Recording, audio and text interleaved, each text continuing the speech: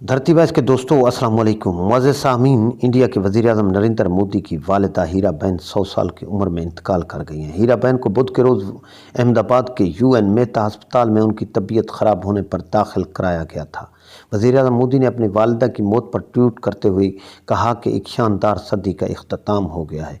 मैंने माँ को हमेशा एक त्रिमूर्ति के रूप में देखा है, जिनमें एक सन्यासी का सफ़र, बेलौस कर्मयोगी की अलामत और इक़्तिदार से वाबस्ता पुरअज़्म ज़िंदगी शामिल है। वैसे तो मोदी की वालिदा हीराबेन ने साल 2002 में ही कहा था कि एक दिन नरेंद्र मोदी इंडिया के वज़ीर-ए-आज़म बनेंगे। हीराबेन मुकम्मल तौर पर निजी ज़िंदगी गुजारने वाली और इक़्तिदार की चकाचौंध से दूर रहने वाली शख्सियत थीं। वज़ीर-ए-आज़म मोदी ने अपने ब्लॉग में लिखा था कि आपने ये भी देखा होगा, मेरी माँ कभी भी किसी सरकारी या अवामी तकरीब में मेरा साथ नहीं देती। अब तक ऐसा सिर्फ 2 बार हुआ है जब वो किसी अवामी तकरीब में मेरे साथ आई हैं।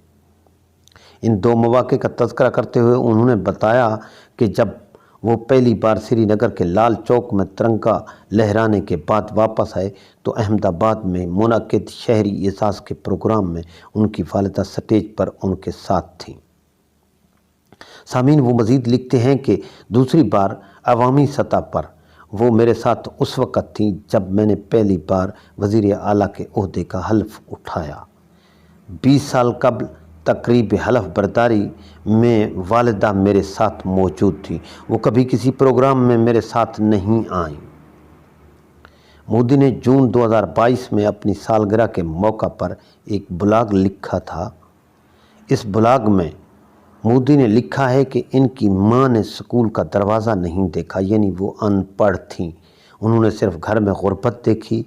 हीराबेन की वालिदा की मौत उनके बचपन में ही हो गई थी, इसलिए वो अपनी माँ की मोहब्बत हासिल न कर सकीं।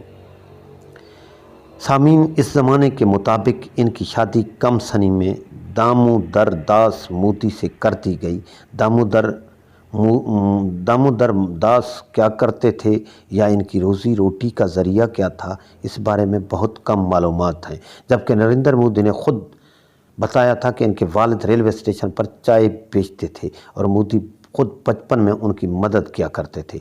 नरेंद्र मोदी के वालिद का इंतकाल 1989 में हुआ था। उनकी वालिदा की ज़िंदगी जद्दोजहद का जिक्र करते हुए इंडियन वज़ीर-ए-आज़म मोदी लिखते हैं कि घर चलाने के लिए 2-4 पैसे ज़्यादा कमाने के लिए माँ दूसरों के घरों के बर्तन धोती थी, रुई चुनने का काम, रुई से धागा बनाने का काम करती थी। मुझे डर रहता था कि कहीं रुई के कांटे इन्हें चुभ ना जाएं।